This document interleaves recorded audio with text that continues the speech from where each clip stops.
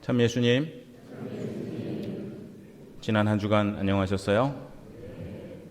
마침내 헌법재판소가 엊그제 선고를 내렸습니다.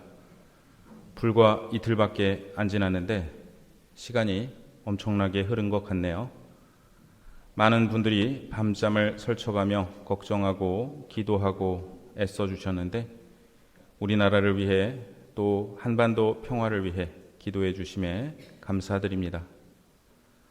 사실 저는 헌재가 인용하리라는 것을 미리 알고 있었는데요. 엊그제 제 아버지 신부님, 즉 신학교 추천 신부님을 뵈올 약속이 되어 있었습니다. 그런데 저희 아버지 신부님 성함이 인자, 용자를 쓰시고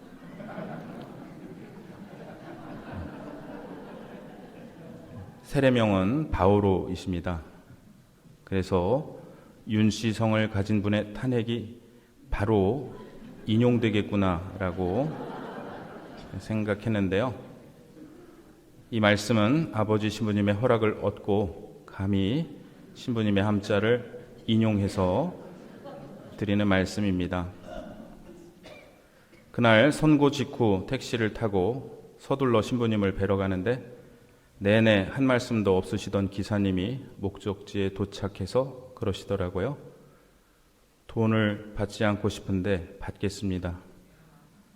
무슨 뜻인지 이해하지 못하고 그러셔야죠 하고 내리려는데 기사님이 축하드립니다 그러시더라고요. 그제야 무슨 뜻인지 알고 저도 축하드립니다 하고 인사드리는데 갑자기 눈시울이 뜨거워졌습니다.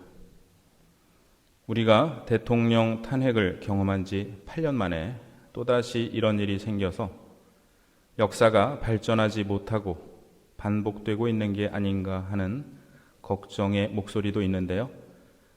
생각해보면 과거 군사 독재 시절에는 탄핵을 꿈도 꾸지 못했습니다.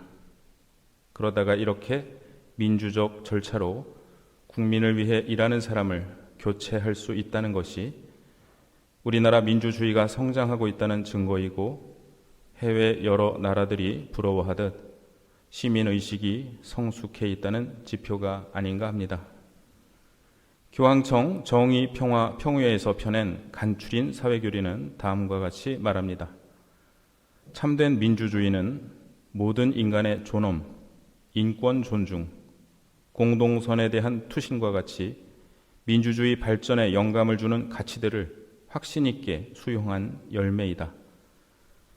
가톨릭 사회교리가 강조하고 있는 민주주의의 가장 중요한 가치는 이처럼 인간의 존엄성이고 정치 공동체는 이를 위해 봉사하여야 합니다. 한국 천주교 주교회의는 엊그제 입장문을 통하여 대통령의 권력은 국민에게서 위임받은 권력, 국민을 위하여 봉사해야 하는 권력이며 국민의 생명과 재산을 보호하기 위하여 언제든지 자신을 희생하겠다는 마음가짐과 태도가 정치의 근본임을 깊이 인식하는 대통령을 뽑아야 하겠다라고 말씀하셨습니다. 우리 사회가 분열과 갈등을 딛고 일치와 화합의 새로운 미래로 나아가기를 희망하며 기도합니다. 오늘은 사순 제5주일입니다. 어느새 다음 주가 주님 순환 성지주일이고 그 다음 주가 주님 부활 대축일이네요. 오늘 복음에서 예수님께서는 성전에서 가르치고 계셨는데 율법학자와 바리사이들이 가늠하다 붙잡힌 여자를 끌고 와서 가운데 세웁니다. 시작부터가 너무나 불편한 상황인데요.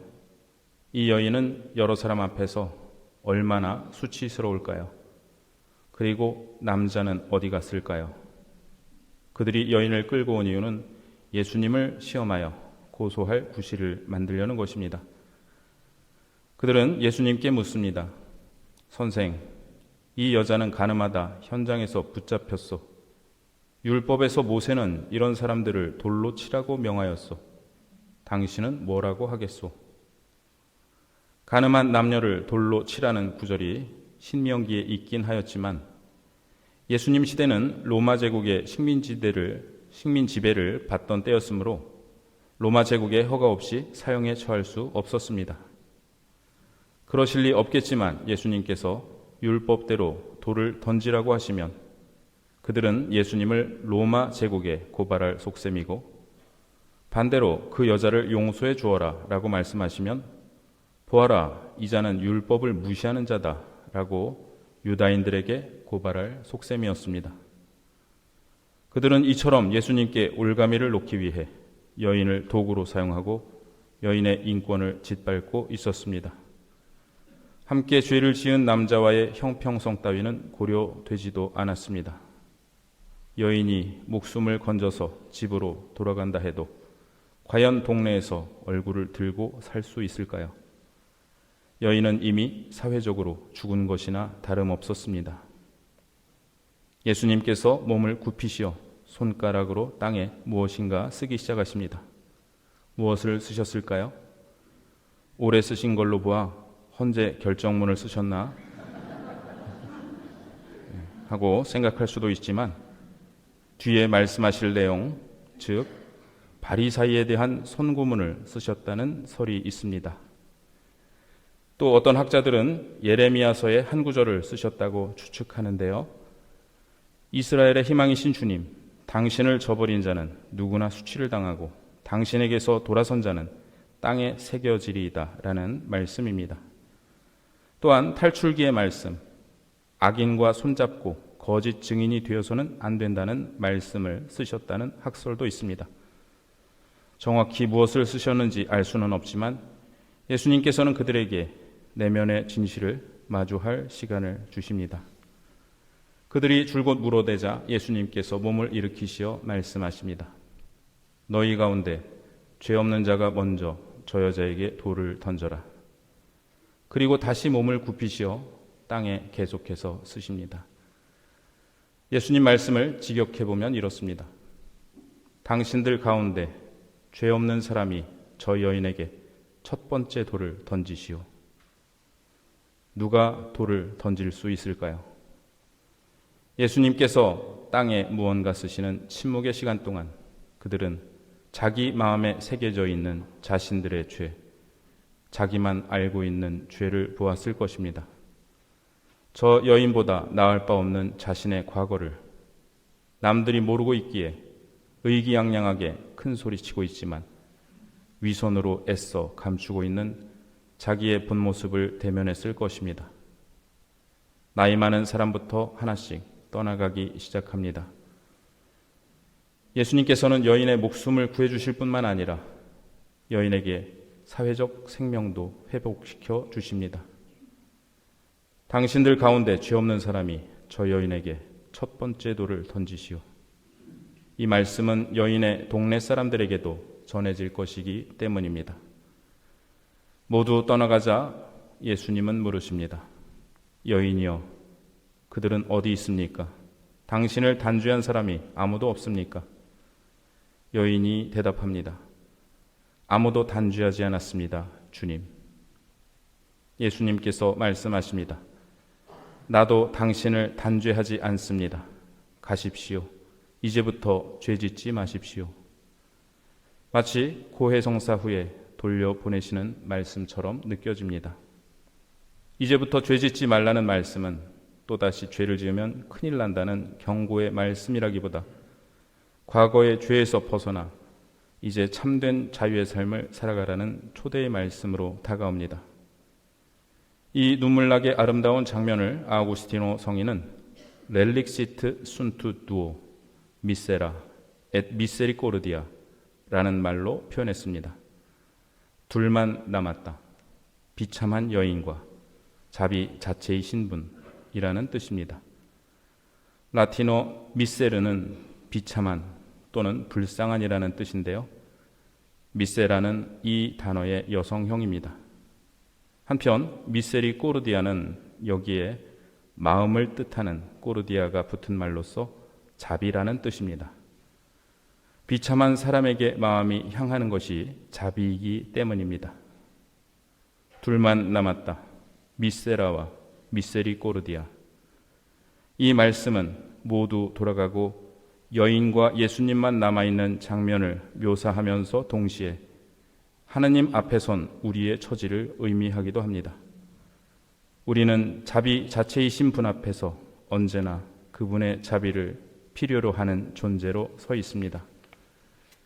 오늘 제1독서의 말씀은 마치 예수님께서 여인에게 하신 말씀처럼 고해성사를 받은 우리에게 주님께서 하시는 말씀처럼 느껴집니다. 예전의 일들을 기억하지 말고 옛날의 일들을 생각하지 마라. 보라, 내가 새 일을 하려 한다. 이미 드러나고 있는데 너희는 그것을 알지 못하느냐. 정녕 나는 광야의 길을 내고 사막에 강을 내리라. 이어서 들짐승과 승냥이와 타조들도 나를 공경하리니 라는 말씀이 나오는데요. 이들은 슬퍼하며 애처롭게 운다고 생각되는 동물들이었습니다.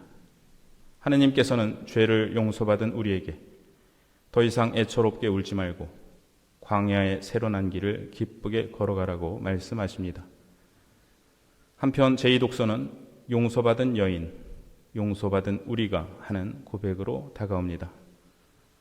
그리스도 예수님께서 이미 나를 당신 것으로 차지하셨기 때문입니다. 나는 내 뒤에 있는 것을 잊어버리고 앞에 있는 것을 향하여 내달리고 있습니다. 이제 순환의 길을 향해 가시는 예수님은 여인에게 생명을 되돌려 주시고 우리에게도 참 생명을 주십니다.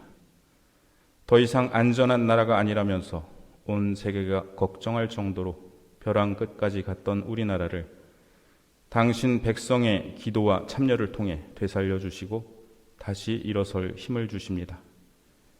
오늘 일독서의 말씀이 새로움의 길로 나가는 우리나라를 향해 하시는 말씀으로 여겨져 다시 되뇌어 봅니다.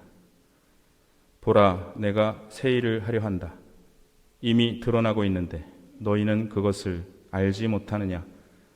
정녕 나는 광야의 길을 내고 사막에 강을 내리라.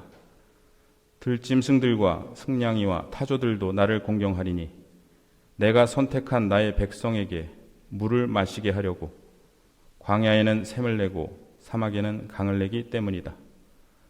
이들은 내가 나를 위하여 빚어 만든 백성, 이들이 나에 대한 찬양을 전하리라.